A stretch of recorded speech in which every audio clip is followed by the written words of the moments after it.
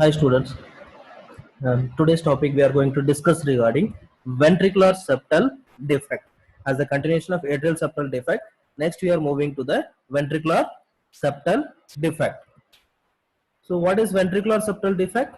Same like atrial septal defect, there is a defect or opening is present between the ventricular septum, which is dividing the ventricles into left and right, dividing the wall between the two lower chambers of the heart, known as left ventricle and right ventricle, or right and left ventricles. Okay, so I repeat once again, the ventricular septal defect is an opening in the ventricular septum. Particularly, you can able to see where this position here, from the right ventricle there is a bigger opening is present between in this area, where the blood used to get mixed from the left ventricle towards the right ventricle. So due to this, what happened here, excess amount of blood will be accumulated on the right ventricle. So right ventricle, what it will do, it will push forward the blood or the excess pressure to the pulmonary artery. So excess marking you can able to identify on the right ventricle as well as the pulmonary artery. So here workload has been increased on the right ventricle, pulmonary artery and on the lungs, where the lungs activity has to be compensate the excess workload. So next, it is having some different types, same like the atrial septal defect. Here it is having two types. One is perimembranous ventricular septal defects, which is accountable for 75% or occurs in 75% of all VST, ventricular septal defect cases. The second one is muscular ventricular septal defect, where which is contributing for 20%. Okay, perimembranous ventricular septal defect, what it is, this is the opening present in the upper section of the ventricular septum near the valves, occur in 75% of the cases. You can able to see this is perimembranial, where this is present near the valves. This is perimembranial, where this is present near the valves, this particular place, where you can able to see that one valves are present at this position. Okay, so this is near to the valves, perimembranous. And the second one is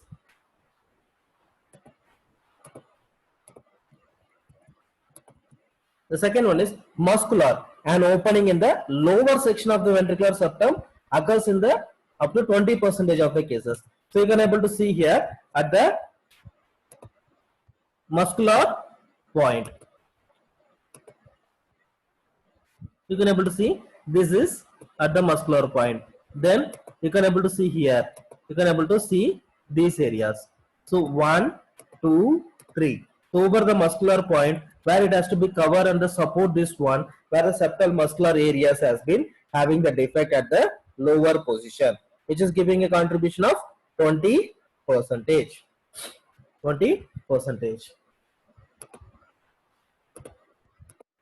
Okay, so this is having two types, perimembranous and muscular VST. The supracrystal, which contributes for 5%, which is other than this type, or the remaining 5%, but it's a rare one. Supracrystal, which is present at the ventricular over the opening of the aortic areas, or exactly near the valve areas.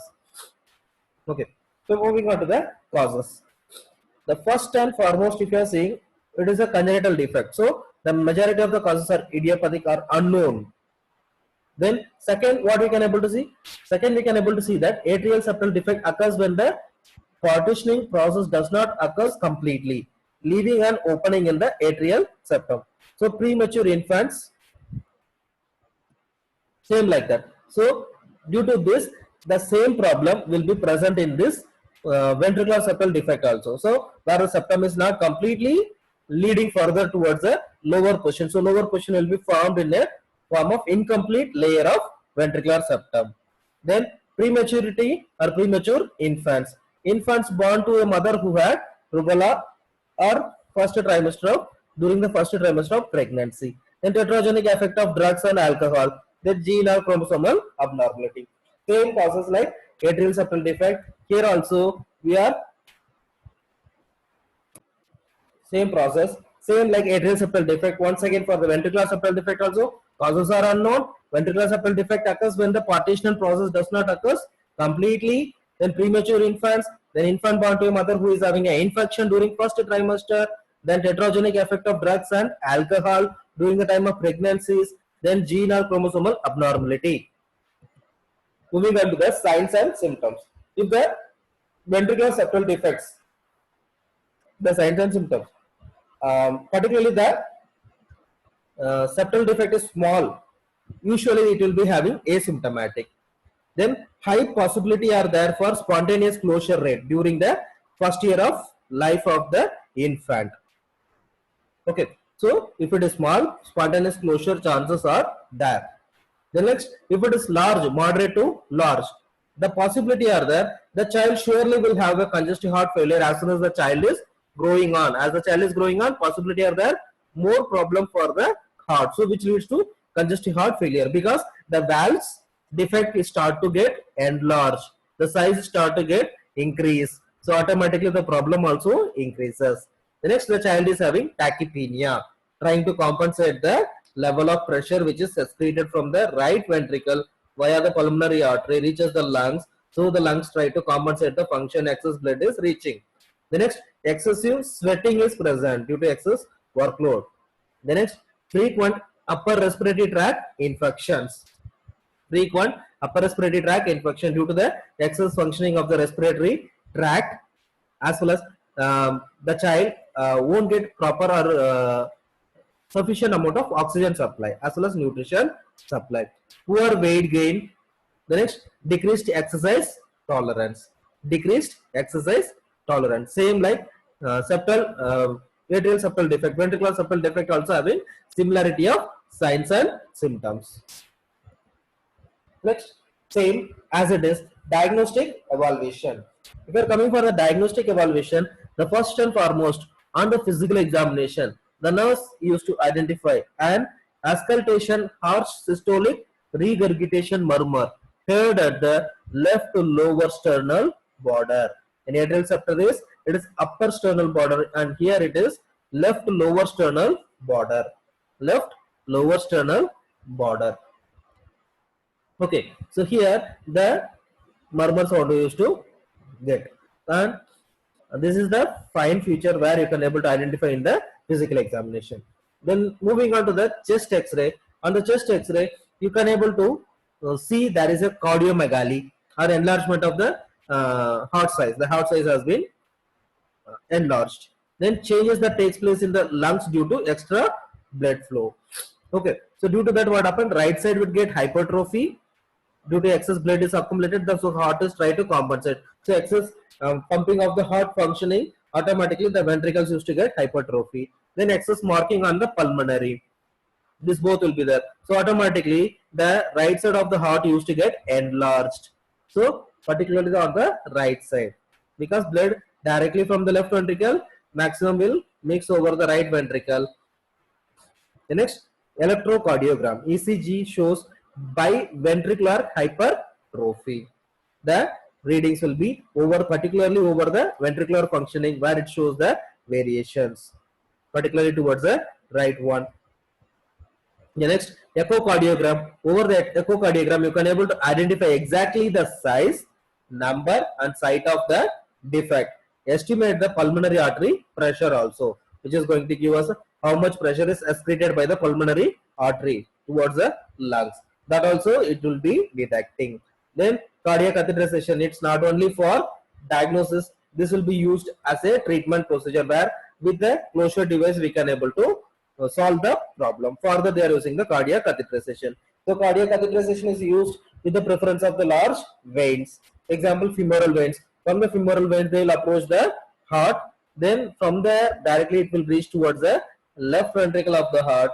Then they will identify which area preference has to be given, and if the size is smaller one, or they can able to close with the occlusion device, they perform the procedure to close that one. Then management. Moving on to the management. Over the management, if the ventricular septal defect is small, only ineffective endocarditis prophylaxis, that is antibiotic treatment, has to be given. The next, cardiac catheterization for placement of ventricular occlusion device, particularly muscular ventricular septal defect is present, they can able to use occlusion device with the help of cardiac catheterization. The surgical intervention usually not necessary if in the case of ventricular septal defect is small.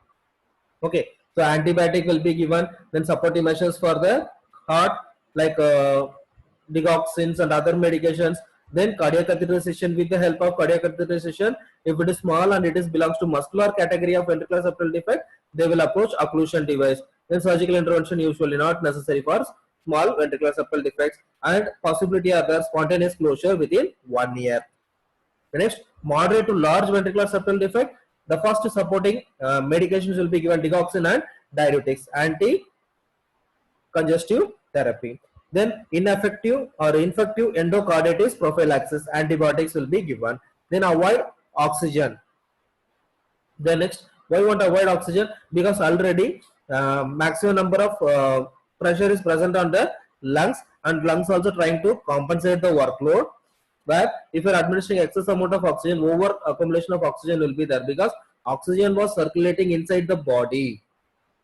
Yes, the output is less, but it can able to reach. Then increase caloric intake. Cardiac catheterization for placement of ventricular occlusion device, muscular ventricular septal defect only. Then surgical intervention is 1-stage and 2-stage approach. 1-stage approach they use the patch closure, and 2-stage approach they use first band the pulmonary artery to restrict, then pulmonary blood flow.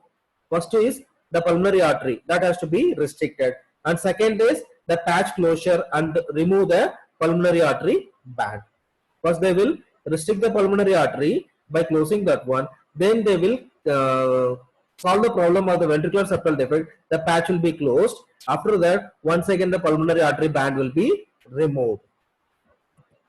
So this is how they used to perform in case of both ventricular and septal defect is present. So here they will be banding the pulmonary artery, and they will be using this patch closure. After that they will remove the band of the pulmonary artery. Automatically the problem used to solve. This is about ventricular septal defect.